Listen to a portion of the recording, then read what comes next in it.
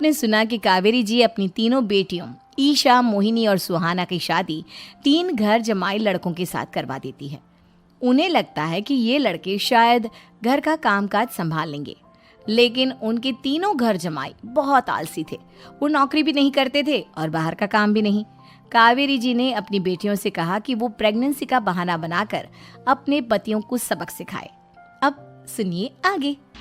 Mummy, आपने जैसा कहा था हमने वैसा ही किया, लेकिन देखिए ना, विवेक का हाल तो वैसा का वैसा ही है। घर में ना सुबह का नाश्ता बनता है और ना खाना। नौकरी पर जाने की बात करूं तो खाने को दौड़ते हैं मुझे।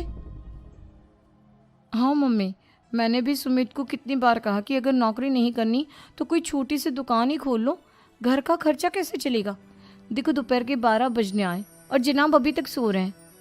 हाँ मम्मी, ईशा और सुहाना ठीक कहती हैं। अविनाश का भी यही हाल है। जब मैंने अपनी प्रेगनेंसी के बारे में कहा तो मुझसे कहने लगा, अरे दूसरी लड़कियां तो 9-9 महीने तक नौकरी करती है, बस डिलीवरी के टाइम छुट्टी लेती है। मोहिनी, तुम भी नौकरी करो। अब मुझे कहाँ नौकरी मिलेगी।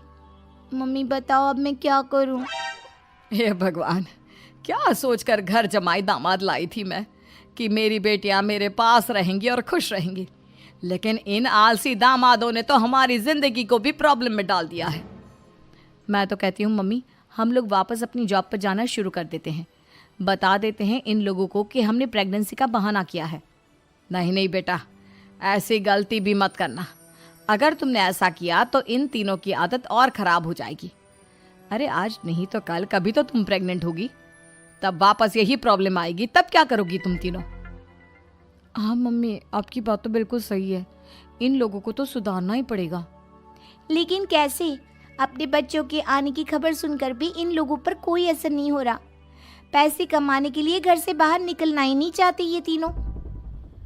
अब मेरे दिमाग में एक प्लान आया है। तुम तीनों चिंता मत करो, उन तीनों को बुलाओ, फिर मैं बात करती हूँ। थोड़ी देर बाद कावेरी जी अपने तीनों दामादों को सामने बुलाकर अपनी बात कहना शुरू करती हैं। अविनाश, सुमित और विवेक, देखो बेटा, मैं ना तुम तीनों से बड़ा प्यार करती हूँ, इसीलिए तो तुम्हें घर जमाई बना कर रखा है मैंने। अरे मम्मी जी, सीधे सीधे कहिए ना, क्या बात है। प्यार तो हम भी आपको बहुत करते हैं। अरे मम्मी जी, आपकी इज्जत भी बहुत करते हैं। अरे भाई, आपके जैसी सास और कमाने वाली बीवी सबको मिलती है क्या? हाँ मम्मी, विवेक और सुमित ठीक कह रहे हैं। आपकी बेटी से शादी करके मेरी तो ज़िंदगी ही अच्छी हो गई है। जानती हूँ मैं, और ये भी जानती हूँ कि तुम तीनों अपने अपनी बीवियों से बहुत प्यार करते हो। बेटा, बात ऐसी है कि हमारे कुल गुरु ने कहा है कि प्रेग्नेंट होने के बाद मेरी तीनों बेटियां शुरू के 4 महीने हमारे गांव में जाकर रहेगी, जहां मेरे चाचा जी रहते हैं।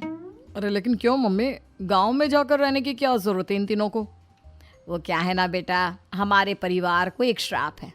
अगर मेरी बेटियों ने यहाँ पर बच्चा पैदा करने की कोशिश की तो उनके बच्चों को कुछ भी हो सकता है। इसलिए अब से लेकर 4 महीने पूरे होने तक इन्हें गांव वाले घर में रहना पड़ेगा। हाँ तो इसमें प्रॉब्लम क्या है मम्मी जी, हम भी वहाँ जाकर रहेंगे, पिकनिक मनाएंगे। अरे भाई, बीवी जहाँ हम भी वहाँ। हाँ यार, आइडिया तो बहुत अच्छा है।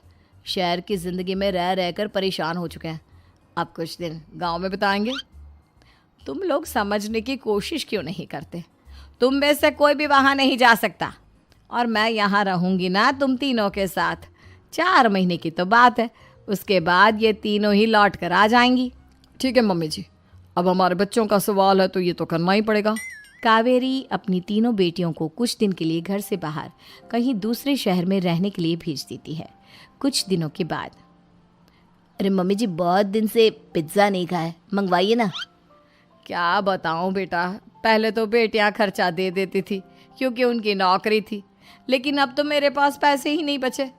थोड़े बहुत पैसे हैं जो बच्चों की डिलीवरी में काम आएंगे। लेकिन मम्मी जी, आपकी बेटियों को वापस आने में तो अभी बहुत वक्त बाकी है। वही सोच सोच कर परेशान हो रही हूँ। सोच रही हूँ कल से दूध भी बंद करवा देती हूँ। अब दूध वाले को देने के लिए पैसे भी तो नहीं है ना। अरे नहीं नहीं मम्मी जी, अगर दूध भी बंद करवा दोगी तो मुझे चाय कहाँ से मिलेगी, और चाय के बिना मैं तो मर ही जाऊंगा। क्या करूं बेटा, इसके अलावा हमारे पास कोई ऑप्शन नहीं है। मेरे पास पैसे ही नहीं बचे। इस तरह कावेरी जी धीरे धीरे अपने तीनों दामादों को पैसे देना बंद कर देती हैं और घर में खाने पीने की चीजें लाना भी बंद कर देती है। अब वो तीनों बुरी तरह से परेशान होने लगे थे और इसलिए एक दिन तीनों प्लान करके घर से बाहर निकलते हैं और बाजार में जाने के बाद यार अच्छा खाना खाए हुए कितने दिन हो गए, पता नहीं कब अच्छा खाना मिलेगा। हमारी बीवियों के जाने के बाद तो हमारी हालत भिखारियों जैसी हो गई है यार। कुछ भी हो, मुझे तो आज पिज्ज़ा खाना ही खाना है। जेब में 1 रुपया नहीं है और पिज्ज़ा खाएगा, कहाँ से आएंगे पैसे? अरे देख वहाँ सामने बोर्ड पर क्या लिखा हुआ है, कंप्यूटर पर काम करने के लिए एक आदमी की आवश्यकता है। भाई मैं तो जा रहा हूँ, काम करूँगा और शाम तक पैसे लाकर आराम से पिज्ज़ा खाऊंगा। जा जा, तुझे कोई काम नहीं देने वाला, हम तो घर जा रहे हैं। चल भाई सुमित। सुमित और अविनाश वहाँ से चले जाते हैं और विवेक उस कंप्यूटर शॉप पर सारा दिन काम करके 5,000 रुपये कमा कर घर लौट कर आता है और अपने खाने के लिए अच्छी अच्छी चीज़ें भी लेकर आता है। ये देखकर विवेक और सुमित के दिल में भी कुछ पैसे कमाने की इच्छा जागती है। अरे सुबह सुबह कहाँ चल दिए तुम? मम्मी जी एक बहुत अच्छी जगह मिली है, कंप्यूटर पर काम करने के 5,000 मिले थे कल मुझे। अगर रोज़ काम करूँगा तो पूरे 40,000 की तनख्वाह। अरे वाह, ये तो बहुत अच्छी बात है दामाद जी, आपको जाना ही चाहिए। सुमित और अविनाश विवेक को इस तरह तरक्की करते देखकर परेशान हो जाते हैं और वो दोनों भी काम की तलाश में निकल पड़ते हैं। धीरे धीरे उन दोनों को भी काम मिल जाता है। अब कावेरी के तीनों दामाद छोटी मोटी नौकरी करके अच्छा पैसा कमाने लगे थे। एक दिन कावेरी उन्हें अपने पास बुलाती हैं। अरे वाह, विवेक 40,000 कमा लेता है, अविनाश 60,000 और सुमित तुम भी 40,000 के आसपास कमा ही लेते हो। कुल मिलाकर तुम अच्छे खासे पैसे कमा रहे हो बेटा। हाँ मम्मी जी, बहुत मज़ा आता है जब महीने के एंड में मोटी रकम हाथ में आती है।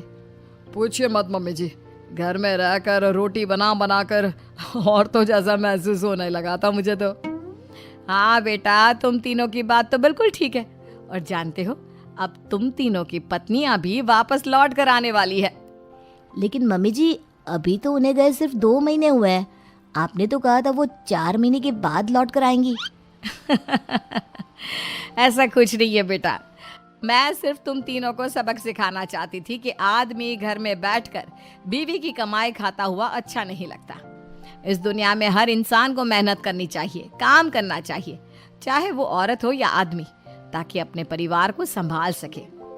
कावेरी की बात सुनकर उन तीनों को अपनी गलती का एहसास होता है और कावेरी उन्हें सच बता देती है कि ईशा, सुहाना और मोहिनी शहर में ही कहीं दूसरी जगह रह रहे थे। शाम के वक्त उन तीनों की पत्नियां लौट कर आ जाती है और कावेरी जी का परिवार एक खुश